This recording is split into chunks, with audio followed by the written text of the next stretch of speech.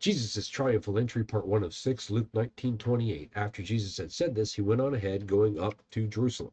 Okay, the historical context is going to blow your minds on this one, because to this point, God had been silent for 400 years. The last prophet God had sent was Malachi.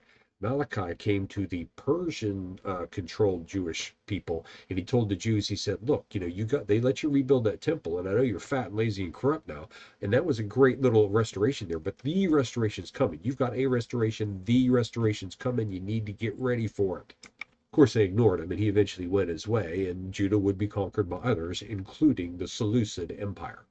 The Seleucids would send in Antiochus Epiphanes, and Antiochus Epiphanes had an agenda.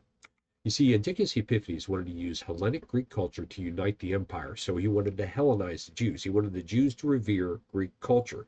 And so the Jews, of course, weren't going to go along with that. They don't go along with anything. So he persecuted and punished them. This irritated them and caused from their ranks to rise a ruler, a leader, Judas Maccabeus. They called him Judas the Hammer.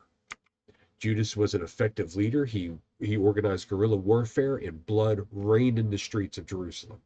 He was effective, though, and he eventually drove all of the Seleucids out of Jerusalem. So you can picture the scene as he comes riding back into Jerusalem with his entire entourage. He's resplendent on the back of his war steed, people shouting, Hosanna, deliverer, and kids, yes, grabbing palm branches and laying them down in front of him, the returning victorious ruler.